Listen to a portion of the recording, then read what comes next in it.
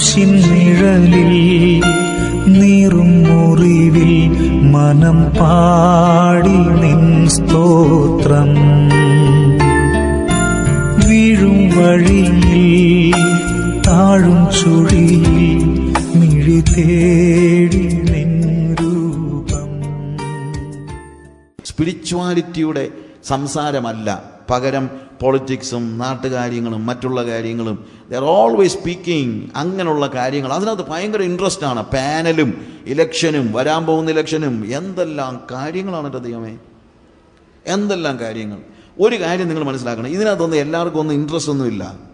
ആർക്ക് ഇതിനകത്തൊക്കെ ഇൻട്രസ്റ്റ് ഉള്ള, ഈ ഇലക്ഷനകത്തും മറ്റുള്ള കാര്യങ്ങളിലകത്തൊക്കെ ഇൻട്രസ്റ്റ് ഉള്ള എത്ര ശതമാനം ആളുകൾ ഈ സഭയിലുണ്ട്?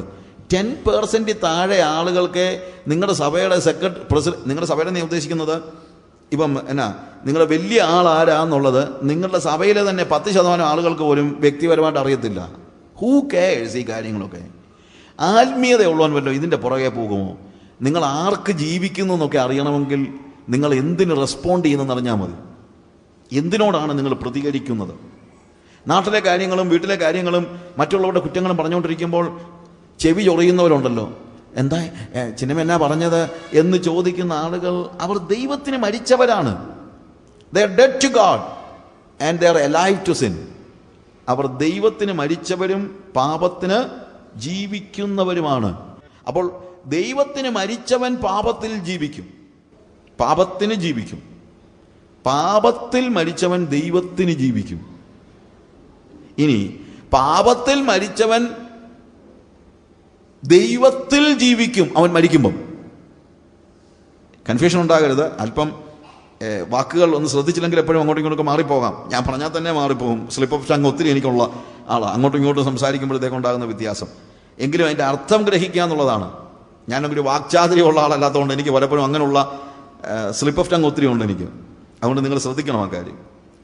പാപത്തിന് മരിച്ചവൻ ദൈവത്തിൽ ജീവിക്കും. അവൻ മരിക്കുമ്പോൾ ആരിൽ ജീവിക്കും? ദൈവത്തിൽ ജീവിക്കും. ദൈവത്തിന് മരിച്ചവൻ പാപത്തിൽ മരിക്കും, പാപത്തിൽ മരിക്കും. അതുകൊണ്ടാണ് അവൻ്റെ പിന്നാലെ എന്തുകൂടെ പോകും. ദൈവത്തിന് മരിച്ചവൻ്റെ കൂടെ അവൻ മരിച്ചു ചെല്ലുമ്പോൾ ആരാണ് കൂടെ പോകുന്നത്? പാപം കൂടെ പോവുകയാണ്. അതുകൊണ്ടാണ് നിത്യതയിൽ ചെന്ന് കഴിഞ്ഞാലും നമ്മൾ ശിക്ഷിക്കപ്പെടുന്നതിൻ്റെ കാരണം. എന്നാൽ ഇവിടെ ദൈവത്തിന് ജീവിക്കുന്നവൻ പാപത്തിന് മരിച്ചവനാണ്. ദൈവത്തിനും പാപത്തിനും ഒരുപോലെ ജീവിക്കാൻ ആർക്കും കഴിയത്തില്ല. നമ്മൾ പാപത്തിന് മരിച്ചാൽ നമ്മൾ ജീവിക്കുന്നത് ദൈവത്തിന് ജീവിക്കും. ദൈവത്തിന് ജീവിച്ചാലേ നമുക്ക് എന്ത് ചെയ്യാൻ പറ്റുള്ളൂ? ദൈവത്തിൽ ജീവിക്കാൻ പറ്റുള്ളൂ. പാപത്തിന് ജീവിച്ചവൻ എന്ത് ചെയ്യാൻ പറ്റത്തില്ല? ദൈവത്തിൽ ജീവിക്കാൻ പറ്റത്തില്ല. ദൈവത്തിന് ജീവിക്കുന്നവൻ മാത്രമേ ദൈവത്തിൽ മരിക്കത്തുള്ളൂ. ദൈവത്തിൽ മരിക്കത്തുള്ളൂ. ദൈവത്തിൽ മരിച്ച് ഹി ഈസ് ഗോയിങ്, ദൈവസന്നിധിയിലേക്ക് അവൻ പോവുകയാണ്. ഇന്നു മുതൽ കർത്താവിൽ നിദ്ര പ്രാപിച്ചവർ ഭാഗ്യവാന്മാർ. ആരിലാണ് നിദ്ര പ്രാപിച്ചത്? കർത്താവിൽ മരിച്ചവർ. കർത്താവിൽ മരിക്കണമെങ്കിൽ നമ്മൾ കർത്താവിൽ ജീവിക്കണം. ദൈവത്തിൽ മരിക്കണമെങ്കിൽ നമ്മൾ ദൈവത്തിന് ജീവിക്കണം. പാപത്തിന് ജീവിക്കുന്നവൻ പാപത്തിൽ മരിക്കും. സോ കാൽവറി ക്രൂശിൽ നമ്മൾ കാണുന്ന 3 ക്രൂശുകൾ, അതാണ് ഞാൻ പറഞ്ഞു വന്ന പ്രധാനപ്പെട്ട കാര്യം. എന്താണ്? 1 man is dying for sin. അതാരാണ്? യേശു കർത്താവ്. പാപങ്ങൾക്കു വേണ്ടി മരിക്കുന്നവൻ. ബാക്കിയുള്ള 2 കൂട്ടരിൽ ഏതെങ്കിലും ഒന്നാണ് നമ്മൾ എന്നുള്ളതാണ് ഞാൻ പറഞ്ഞത്. Either you are dying in sin or you are dying to sin. പാപത്തിന് മരിക്കുന്നവനും പാപത്തിൽ മരിക്കുന്നവനുമുണ്ട്. അനുതപിച്ച കള്ളൻ പാപത്തിന് മരിച്ചവനായതുകൊണ്ട് അവൻ ജീവിക്കുന്നത് ദൈവത്തിലായിരിക്കും. നിത്യത്തിലേക്ക് പ്രവേശിക്കുമ്പോൾ അവൻ ദൈവത്തിലാണ് ജീവിക്കുന്നത്. അവൻ സ്വതന്ത്രനാണ്. അവനെ പാപത്തിന് സ്പർശിക്കാൻ കഴിയുകയില്ല. പാപത്തിൻ്റെ ശിക്ഷ അവനെ പിന്തുടരുകയില്ല. നിത്യതയിൽ അവന് പാപത്തിൻ്റെ ശിക്ഷ അനുഭവിക്കേണ്ടി വരികയില്ല. ആകയാൽ റോമാലേഖനം 8-ാം അധ്യായം 1-ാം വാക്യത്തിൽ, അതുകൊണ്ട് ക്രിസ്തുയേശുവിലുള്ളവർക്ക് ഇപ്പോൾ യാതൊരു ശിക്ഷാവിധിയും ഇല്ല. അവനെ അത് പിന്തുടരുന്നില്ല. If you are in Christ, നിങ്ങളെ ഒരു ശിക്ഷാവിധിയും എന്ത് ചെയ്യുന്നില്ല? പിന്തുടരുന്നില്ല. നിങ്ങൾക്ക് അഷ്വറൻസ് ഉണ്ട് ആ കാര്യത്തിൽ. സാത്താന് അഷ്വറൻസ് ഇല്ലെങ്കിൽ അവൻ വായിച്ച് മനസ്സിലാക്കിക്കോട്ടെ. നിങ്ങൾ ഇനി അതിനെക്കുറിച്ച് വിഷമിക്കേണ്ട കാര്യമൊന്നും ഇല്ല. നിങ്ങൾക്ക് എന്തുണ്ട്? ഉറപ്പുണ്ട്. എന്തുറപ്പ്? You have no condemnation because you are in Christ. Those who are in Christ, ക്രിസ്തുവേശുവിലുള്ളവർക്ക് യാതൊരു ശിക്ഷാവിധിയുമില്ല. യാതൊരു ശിക്ഷാവിധിയുമില്ല. എന്തുകൊണ്ടാണ്? Because you are dead to sin. നിങ്ങൾ പാപത്തിന് മരിച്ചവരായത് കൊണ്ട്. നമുക്ക് അടുത്ത തിരുമൊഴിയിലേക്ക് നമ്മൾ പ്രവേശിക്കാൻ സമയമായി. 4-ാമത്തെ തിരുമൊഴി എന്താണ്? മത്തായിയുടെ സുവിശേഷം 27-ാം അധ്യായം, മാത്യു ചാപ്റ്റർ 27. മത്തായിയുടെ സുവിശേഷം 27-ാമത്തെ അധ്യായം, അതിൻ്റെ 46 മുതലുള്ള വാക്യങ്ങൾ വായിക്കുമ്പോൾ, 46 onwards when we read, അല്ലെങ്കിൽ 45 മുതൽ 6 മണി നേരം മുതൽ 9 മണി നേരം വരെ ദേശത്തെല്ലായിടത്തും ഇരുട്ടുണ്ടായി.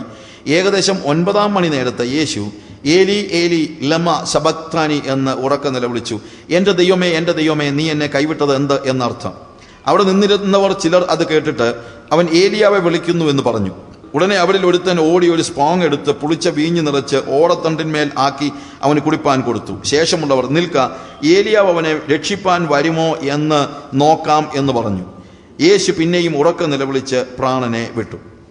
ഇതേ ഭാഗം തന്നെ മർക്കോസിന്റെ സുവിശേഷം 15-ാം അധ്യായത്തിൽ വായിക്കുമ്പോൾ അതിൻ്റെ 33 മുതലുള്ള വാക്യങ്ങൾ, 33 onwards. 6 മണി നേരമായപ്പോൾ 9 മണി നേരത്തോളം ദേശത്തെല്ലായിടത്തും ഇരുട്ടുണ്ടായി.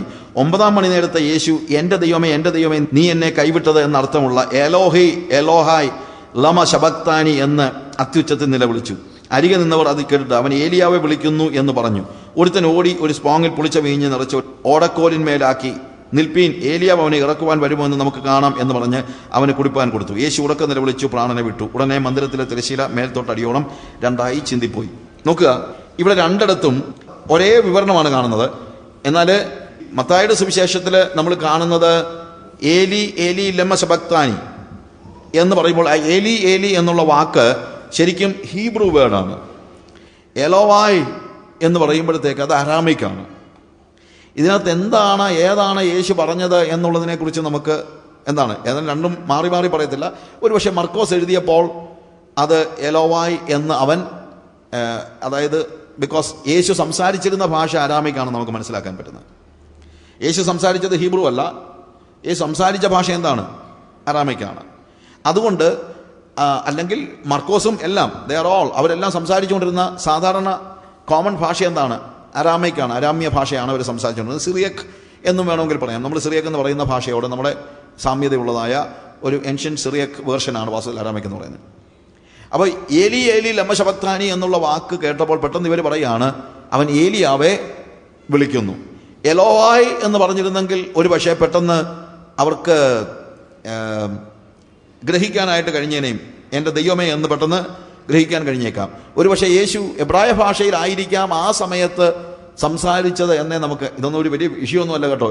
ഇതിനകത്ത് ഇത് ഏത് സംസാരിച്ചെന്ന് പറഞ്ഞാലും വലിയ പ്രശ്നമൊന്നും ഉണ്ടാകുന്നില്ല. പക്ഷേ ഇവർക്ക് ഈ തെറ്റിദ്ധാരണ ഉണ്ടാകാനുള്ള കാരണം ഒരു പക്ഷേ ഇവൻ എബ്രായ ഭാഷയിൽ സംസാരിച്ചതുകൊണ്ടാകാം. കാരണം എബ്രായ ഭാഷ നമ്മുടെ സംസ്കൃത ഭാഷയുടെ കാര്യം പറഞ്ഞതുപോലെയാണ്. അത് പുസ്തകത്തിലേ ഉള്ളൂ. ആ യേശുവിൻ്റെ സമയമൊക്കെ ആയപ്പോഴത്തേക്ക് മിക്കപ്പോഴും എബ്രായ ഭാഷ പുസ്തകത്തിൻ്റെ ഭാഷയാണ്, അല്ലാതെ സംസാര ഭാഷയല്ല. കാരണം BC 2-ാം നൂറ്റാണ്ടിൽ അരാമ്യ അല്ലെങ്കിൽ സിറിയക്കാരായ ആളുകൾ ഇസ്രായേൽ കീഴടക്കിയതുകൊണ്ട്, പലസ്തീൻ കീഴടക്കി. ആന്റിയോക്കസ് എപ്പിഫാനസ് എന്ന് പറയുന്ന സിറിയൻ കിങ് പലസ്തീൻ കീഴടക്കി. അതിനുശേഷം അവരുടെ ദേശത്ത് ഭാഷയ്ക്ക് തന്നെ വലിയ വ്യത്യാസം ഉണ്ടായി. അങ്ങനെയാണ് വാസ്തവത്തിൽ അരാമയ്ക്ക് ഇവിടെ കുറെ കൂടെ കോമൺ ആകുന്നത്. അരാമയ്ക്ക് ആളുകൾ സംസാരിക്കാൻ തുടങ്ങുന്നത് BC 2-ാം നൂറ്റാണ്ടിന് ശേഷമാണ് കൂടുതൽ ആളുകൾ സംസാരിക്കാൻ തുടങ്ങുന്നത്. ഓക്കെ, അപ്പോൾ ഞാൻ പറഞ്ഞത്, അതുകൊണ്ട് അവരെന്ത് പറയുന്നു? ഇവൻ ഏലിയാവെ വിളിക്കുന്നു എന്ന് പറഞ്ഞു. നിൽക്കുക, ഏലിയാവ് ഇവനെ രക്ഷിപ്പാൻ വരുമോ എന്ന് നോക്കാമെന്ന് പറയുന്നു. നോക്ക്, യേശു കർത്താവിൻ്റെ ഈ വാക്കുകളെ അവർ ഡിഫറൻ്റ് ആയിട്ടുള്ള രീതിയിൽ മനസ്സിലാക്കുന്നു. ഇത് എപ്പോഴാണ് കർത്താവ് സംസാരിക്കുന്നതെന്ന് ചോദിച്ചാൽ, പകൽ നമ്മൾ കാണുന്നത് എന്താണ്? അവിടെ എഴുതിയിരിക്കുന്നത് 6 മണി നേരം മുതൽ 9 മണി നേരം വരെ ദേശത്തെല്ലായിടത്തും ഇരുട്ടുണ്ടായി. 6 മണി നേരം മുതൽ 9 മണി നേരം വരെ ദേശത്തെല്ലായിടത്തും ഇരുട്ടുണ്ടായി. ഇവിടെ 6 മണി നേരമെന്നും 9 മണി നേരമെന്നും പറയുന്നത് നമ്മൾ ഉദ്ദേശിക്കുന്നത് പോലെ വൈകിട്ട് 6 മുതൽ 9 മണി നേരം വരെ എന്നല്ല, വൈകിട്ട് 9 വരെ എന്നല്ല. അങ്ങനെ ആയിരുന്നെങ്കിൽ എല്ലായിടത്തും ഇരുട്ടല്ലേ. നോർമലി വൈകിട്ട് 6 തൊട്ട് 9 വരെ എല്ലായിടത്തും ഇരുട്ടാണ്. പക്ഷേ എന്താണ് യഹൂദന്മാർ സമയത്തെ വിവരിക്കുമ്പോൾ അവർ ദിവസവും രാത്രിയുമായിട്ടാണ് തിരിക്കുന്നത്. ദിവസവും രാത്രി. അവരുടെ ദിവസം തുടങ്ങുന്നത് രാവിലെ 6 മണിക്കാണ്. അതുകൊണ്ട് 3 മണി നേരം എന്ന് പറഞ്ഞു കഴിഞ്ഞാൽ രാവിലെ 9 മണിയാണ്. 6 മണി നേരം എന്ന് പറഞ്ഞാൽ ഉച്ചയ്ക്ക് 12 മണിയാണ്. ഞാൻ പറഞ്ഞ മനസ്സിലാകുന്നുണ്ടല്ലോ. അതുകൊണ്ടാണ് പെന്തിക്കോസ്ത് നാളിൽ പത്രോസ് വന്നിട്ട് സംസാരിക്കുമ്പോൾ പറയുന്നുണ്ട്, സഹോദരന്മാരെ, നിങ്ങൾ ഉദ്ദേശിക്കുന്ന പോലെ ഇവർ മദ്യപിച്ചവരൊന്നും അല്ല, ഇവർ വീഞ്ഞു കുടിച്ചവരല്ല. കാരണം ഇപ്പോൾ പകൽ 3 മണി നേരമല്ല ആയുള്ളോ. അവിടെ പത്രോസ് ചോദിക്കുന്നതാണ്, രാവിലെ 9 മണിയല്ല ആയുള്ളോ, ഇപ്പോഴേ ഇതിനു മുമ്പ് എവിടെയാണ് പോയി ഇവർ വീഞ്ഞു കുടിക്കുന്നത്? അതിനുള്ള സമയമായില്ല. അതുകൊണ്ട് ഇവർ വീഞ്ഞു കുടിച്ചവരല്ല എന്നാണ് പറയുന്നത്. അതുകൊണ്ട് ഞാൻ പറഞ്ഞത് ആ ടൈം മനസ്സിലാക്കാനാണ്. ടാൻസാനിയയിലും മറ്റേ സ്വാഹിലി ഭാഷയിലുള്ള ടാൻസാനിയയിലും മറ്റും ഇപ്പോഴും അവർ ഈ രീതിയിലാണ് ദിവസത്തെ കണക്കാക്കുന്നത്. അവർ സംസാരിക്കുമ്പോഴെല്ലാം എത്ര മണിക്ക് കാണാമെന്ന് ചോദിച്ചു കഴിഞ്ഞാൽ അവർ പറയും 6 o'clock എന്ന് പറഞ്ഞാൽ നമ്മൾ ചിന്തിക്കും രാത്രി 6 മണിക്കാണെന്ന്. അവരതല്ല പറയുന്നത്. എന്താ പറയുന്നത് അറിയാമോ? ഉച്ചയ്ക്ക് 12 മണിക്ക് കാണാമെന്നാണ് പറയുന്നത്. ഉച്ചയ്ക്ക് 12 മണിക്കാണ് അവർ പറയുന്നത് എന്ത്, വിൽ മീറ്റ് അറ്റ് 6 o'clock എന്ന് പറയും. ഇപ്പോഴും അവരങ്ങനെ ഉപയോഗിക്കുന്നത് ടാൻസാനിയയിലും പറ്റും. അപ്പോൾ ഞാൻ പറയാൻ കാര്യം, 6 മണി നേരം മുതൽ 9 മണി നേരം എന്ന് പറഞ്ഞു കഴിഞ്ഞാൽ എപ്പോഴാണ് ഇതിൻ്റെ യഥാർത്ഥത്തിലുള്ള സമയം? എപ്പോഴാണ്? ഉച്ചയ്ക്ക് 12 മുതൽ 9 മണി എന്ന് പറഞ്ഞാൽ എപ്പോഴാണ്? വൈകുന്നേരം 3 മണി. അതായത് ഏറ്റവും കൂടുതൽ വെളിച്ചം നമുക്ക് ലഭിക്കുന്നതായ സമയമാണ് ഇപ്പോൾ 6 മണി നേരം മുതൽ 9 മണി നേരം വരെ ദേശത്തെല്ലായിടത്തും ഇരുട്ടുണ്ടായി എന്ന് പറയുന്നത്. ഇത് ഒരു എക്ലിപ്സ് ഒന്നുമല്ല. പലപ്പോഴും ഈ ആളുകൾക്കൊരു പ്രത്യേകതയുണ്ട്, അന്നേരം ഒരു സൂര്യഗ്രഹണം നടന്നതാണ് എന്ന് വേണമെങ്കിൽ അങ്ങ് പറയാനൊക്കെ. ഇങ്ങനെ ഒത്തിരി കാര്യങ്ങളെ വിശദീകരിക്കാനായിട്ടുള്ള സമയമുണ്ട്. പക്ഷേ നമ്മൾ ശരിക്കും ലേവ്യ പുസ്തകത്തിലും മറ്റും, ലേവ്യ പുസ്തകം 23-ാം അധ്യായത്തിൽ പെസഹയുടെ ഉത്സവത്തെക്കുറിച്ച് മറ്റുള്ള കാര്യങ്ങളെക്കുറിച്ചെല്ലാം പറയുന്നുണ്ട്. പെസഹ എന്ന് പറയുന്നത് ശരിക്കും അവർ ആഘോഷിക്കുന്നത് ഫുൾ മൂണിൻ്റെ സമയത്താണ്, പൂർണ്ണചന്ദ്രൻ്റെ സമയത്താണ് പെസഹ അവർ ആചരിക്കുന്നത്. പൂർണ്ണചന്ദ്രൻ്റെ സമയത്ത് ഒരിക്കലും ഈ ഗ്രഹണം അസാധ്യമാണ്. It is at the time of full moon, അസാധ്യമാണ്. അതുകൊണ്ട് ഇതൊരു സൂപ്പർ നാച്ചുറലായിട്ട് പ്രകൃതിയാതീതമായി ദൈവം നൽകിയ ഒരു ഇരുട്ടാണ്, ദൈവം വരുത്തിയ ഒരു ഇരുട്ടാണെന്നുള്ളതിനകത്ത് യാതൊരു സംശയവും വേണ്ട. അല്ലാതെ ഈ മിറക്കിളിനെയൊക്കെ വ്യാഖ്യാനിക്കാനായിട്ട് ഇന്നത്തെ ഒരു വലിയൊരു ടെൻഡൻസി ഉണ്ട്. എല്ലാത്തിനും അതങ്ങനെയായിരുന്നു, ഇതിങ്ങനെയായിരുന്നു, നമുക്ക് തോന്നിയതാണ് എന്നൊക്കെ പറയാനായിട്ട്. എന്താ ഇത്ര മടി നമുക്ക്? കർത്താവിനാൽ ഈ കാര്യങ്ങളൊക്കെ ചെയ്യാൻ സാധ്യമാണെന്നുള്ളത് വിശ്വസിക്കാൻ നമുക്ക് എന്താ ഇത്ര മടി? ഇപ്പോഴത്തെ ബിഷപ്പുമാർക്കും മറ്റുള്ള ആളുകൾക്കുമൊക്കെ ഈ അത്ഭുതങ്ങൾ എന്ന് പറയുന്നത് കേൾക്കുന്നത് തന്നെ ഏതാണ്ട് അലർജി പോലെയാണ്. അതൊക്കെ സ്വാഭാവികമായി നടന്നതാണെന്ന് വരുത്തി തീർക്കാൻ ഇവർ പബ്ലിക്കിലും പ്രസംഗിക്കാനൊന്നും ഒരു മടിയുമില്ല, പോയി അങ്ങ് പ്രസംഗിക്കുകയാണ്. ഒരു ബിഷപ്പ് ഒരു സ്ഥലത്ത് ചെന്നിട്ട് പ്രസംഗിക്കുക, പള്ളിയിൽ പ്രസംഗിക്കുന്ന കൂട്ടത്തിൽ അദ്ദേഹം പറഞ്ഞു, പ്രിയമുള്ളവരെ, ഈ ഇസ്രായേൽ മക്കൾ മിസ്രൈമിൽ നിന്ന് പലസ്തീനിലേക്ക് നടന്നു പോകുമ്പോൾ ചെങ്കടൽ വിഭാഗിച്ചതിനെ കുറിച്ച് നിങ്ങൾ കേട്ടിട്ടില്ലേ? ഞാൻ അതുവഴിയൊക്കെ പോയിട്ടുണ്ട്. ആ സ്ഥലത്തൊന്നും ഈ പറയുന്ന വെള്ളമൊന്നുമില്ല, അവിടെ മുട്ടറ്റം വെള്ളമേ ഉള്ളൂ. അവരാ മുട്ടറ്റം വെള്ളത്തിലൂടെ നടന്നു കയറിയെന്ന് നമ്മൾ ചിന്തിച്ചാൽ മതി. ഇത് കേട്ടപ്പോൾ ഓഡിയൻസിൽ നിന്ന് ഒരുത്തൻ ഹല്ലേലൂയ. ഉടനെ ബിഷപ്പ് ചോദിച്ചു, താൻ എന്തിനാണോ ഞാൻ ഇങ്ങനെ പറഞ്ഞപ്പോൾ ഹല്ലേലൂയ പറയുന്നത്? സാധാരണ രീതിയിൽ ഇത് കേൾക്കുമ്പോൾ ഒന്ന് വിരലുകല്ലോ ചെയ്യേണ്ടത്. ആളുകളെ വിരട്ടാൻ ഇവരിതൊക്കെ പറയുന്നതും. എന്നോട് പറഞ്ഞു, അല്ല തിരുമേനി, താൻ എന്തിനാണോ ഇത്ര വലിയ സ്തോത്രം പറഞ്ഞത്? തിരുമേനി, ഞാൻ സ്തോത്രം പറഞ്ഞതിനൊരു കാരണമുണ്ട്. എന്തോ കാരണമാണ്. ഞാൻ പറഞ്ഞത് ഇതിനകത്ത് വലിയ അത്ഭുതമൊന്നും ഇല്ലെന്നല്ലയോ? ഇസ്രായേൽ മക്കളും ചെങ്കടൽ കടന്നതിനകത്ത് വലിയ അത്ഭുതമൊന്നും ഇല്ലെന്നല്ലേ ഞാൻ പറഞ്ഞത്? അതിനെന്തിനാ ഞാൻ ഇത്ര വലിയ ഹല്ലേലൂയ പറഞ്ഞേ? ഞാൻ അതിനല്ല തിരുമേനി ഹല്ലേലൂയ പറഞ്ഞേ. പിന്നെ അല്ല, ഈ മുട്ടറ്റം വെള്ളത്തിലാണല്ലോ ദൈവം ഫറവോനെയും സൈന്യത്തെയും മുക്കിക്കൊന്നതെന്ന് ഓർത്ത് ഞാനൊരു ഹല്ലേലൂയ അങ്ങ് പറഞ്ഞു പോയതാ. ഈ മുട്ടറ്റം വെള്ളത്തിലാണല്ലോ ദൈവം ഈ ഫറവോനെയും സൈന്യത്തെയും മുക്കിക്കൊന്നതെന്ന് ഓർത്ത് ഞാൻ ഒരു വലിയൊരു ഹല്ലേലൂയ അങ്ങ് പറഞ്ഞു പോയതാണെന്ന്.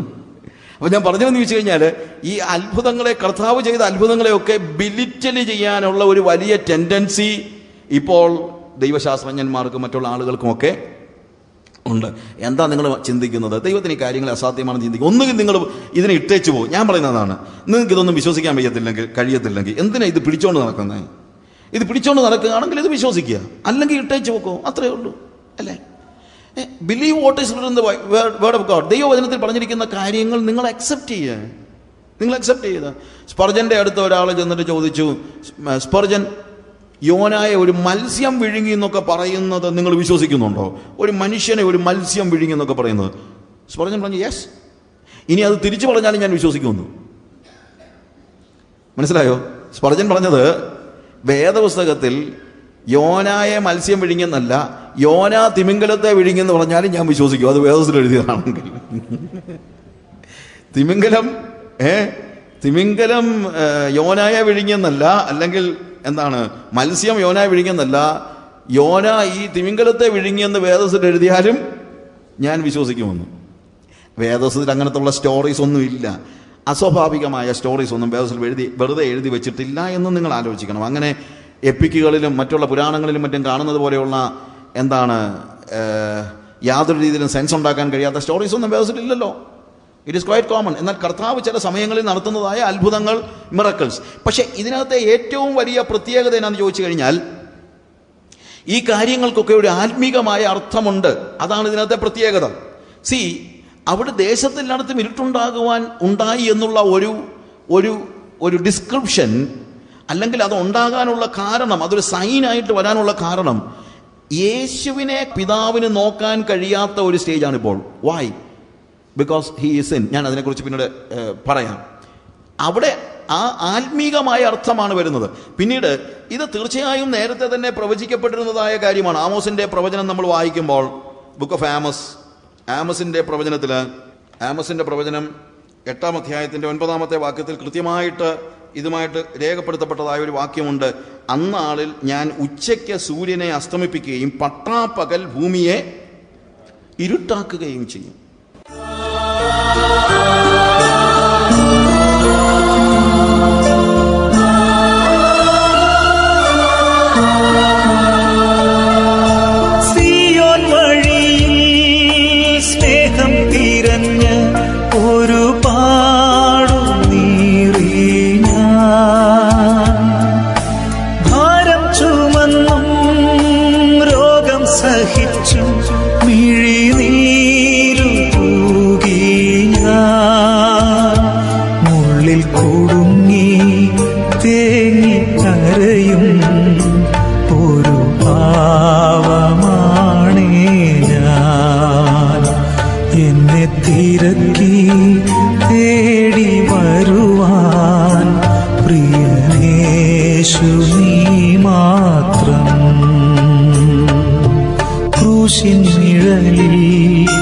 നീറും മുറിവിൽ മനം പാടി നിൻ സ്തോത്രം.